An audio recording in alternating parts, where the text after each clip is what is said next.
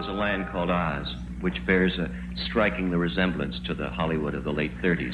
In that enchanted land, good triumphs over evil in breathtaking color, and people never lose their innocence, least of all little Dorothy from Kansas. But quite a bit of water has flown under the bridge since Dorothy first flew over that rainbow. In the intervening years, Oz and Hollywood have made a star of Dorothy, made her famous, made her grow up. To the very talented, stardom comes fast. Learning to live with it sometimes takes a little longer. No one knows that better today than the girl who's singing has a quality of heartbreak, ours or hers. The great Judy Garland.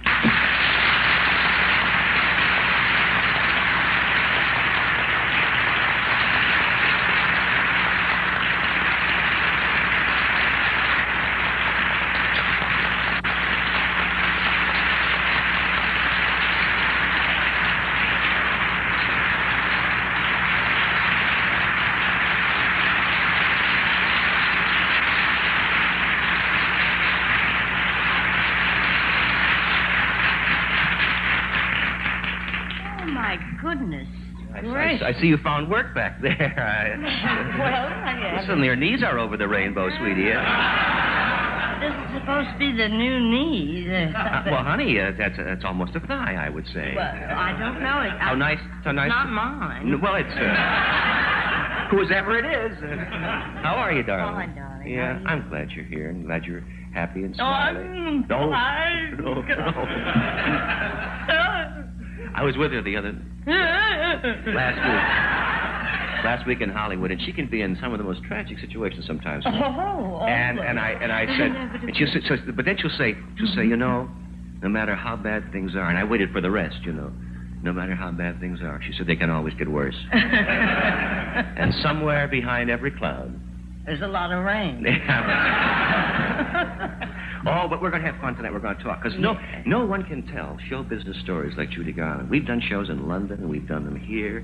And she has this lost more friends. Well, I suppose. Did you ever hear from Dietrich after you told that story? No, I never heard from her. That was my idea. How about, do you ever hear from Deanna Durbin?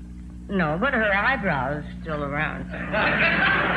She had that one thick eyebrow that wouldn't quit. Everybody, look. She had just one eyebrow that went across. Just like a caterpillar. Oh, what'd you call her in those days when you... Carrie.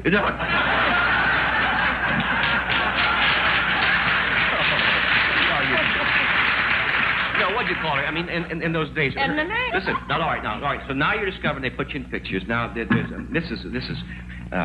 there's Mickey Rooney, and there's Lana Turner there yet? In school. Yeah, and now they're on the MGM lot. Now these kids had to take regular lessons, do so many hours of work, run on the set, and this one used to run and do her little lessons, and then run on the Wizard of Oz set.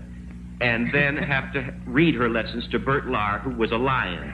And he would help her with the lessons. Well, can you imagine what kind of education you're going to get doing history with a guy with whiskers? I mean, it's absolutely insane. Tell them about Lana Turner and Mickey. Come on. What, you mean in school? Anything. Well, it was an odd class. They were an odd class. Yes. Freddie Bartholomew, myself, and Edna May Durbin, and Mickey Rooney, and Lana Turner. And we had a school teacher that wouldn't quit. She was so mean. She scared us. Yes, terrifying woman. And Mickey always wanted to smoke. So he raised his hand so we could go to the gentleman's room, his little boy. Then Lana went out and smoked with him. Lana and Mickey were smoking? Yeah. And that's about all. I just burned inside of the schoolhouse. Well, was it strict? I mean, did you actually graduate? Yes.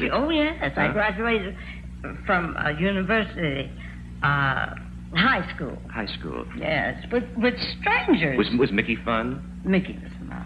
And what was Lana like then? She was wonderful, too. They were smoking all the time. No wonder Mickey never grew up. No.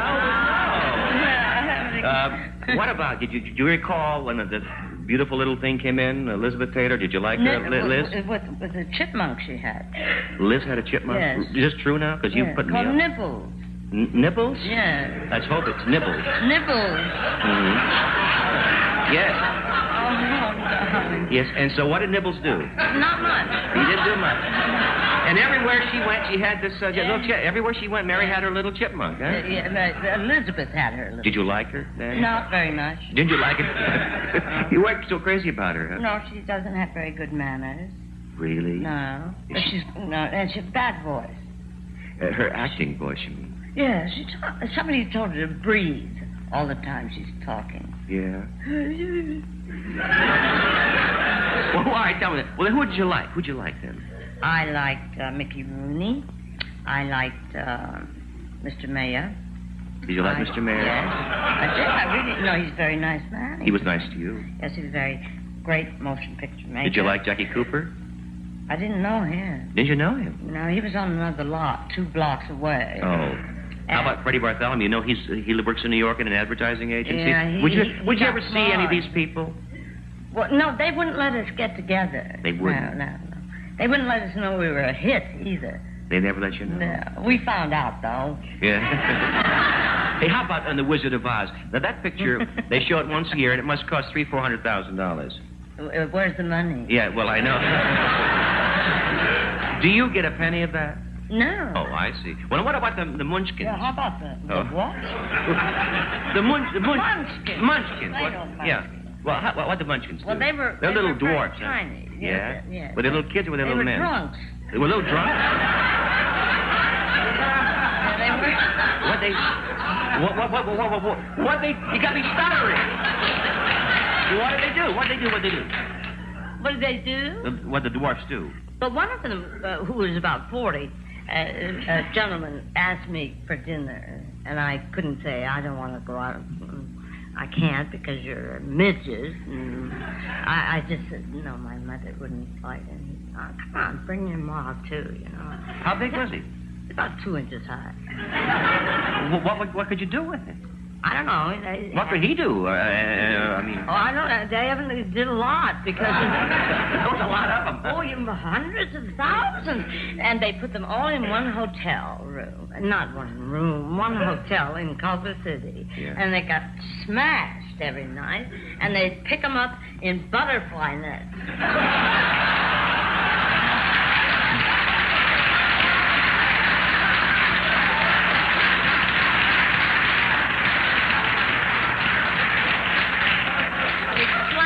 Tulip in their nose, you know, and they come on.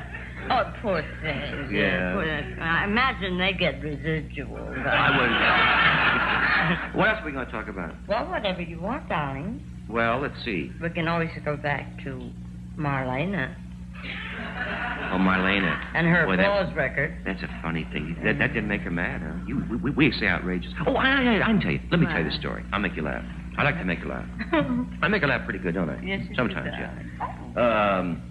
One time, I was with Levant. And this Levant just drives me crazy. He just, I mean, you try to be his friend, and he just is call. One time he phoned me all the way in New York late at night to tell me that never to call him on the phone. He doesn't speak on the phone. He tells me that. Well, I'm a very nervous person. I don't like to be bothered like that. So one time, he says to me, why don't we go see Jimmy Mason? Because he and Mason were friends. And so we go up to that old mansion of Buster Keaton, the Buster Keaton home. And it's a beautiful old English mansion, and we go in. And I was very shy, and I got very nervous. A lot of strange, weird people. And there was James Mason, and I swear, every word's true. He's watching television, and there's 3 sets over a fireplace, and he presses whatever button he wants. He was really fascinated by an evangelist out there, what do you call it? O.L. Roberts. Whatever his name. He stays watching, and others people, and Pamela, his wife, had a lovely figure, and she was rubbing her body with some kind of cream in a bikini, and I thought, that's interesting. And Levant has me nervous, and I meet these strange people, and when I get nervous, I say stupid things. So I said to... I was so nervous. I looked over in the corner, and there's a little old lady like Whistler's mother sitting. And I said to Mr. Mason, I said, Jimmy, who is that? And, you know, Mason, he says, that's my mother. And I said, it's a dumb thing. Nervousness. I said, do you like her? And Mason said, not really. And I fell on the floor. But what a dumb thing to say. But you are going home now, aren't you? No. You are. Yes, you are. You're going home. No, well, we're going home together. All right. And, I don't want to go home. You go home. I'll take over here. No, I want to...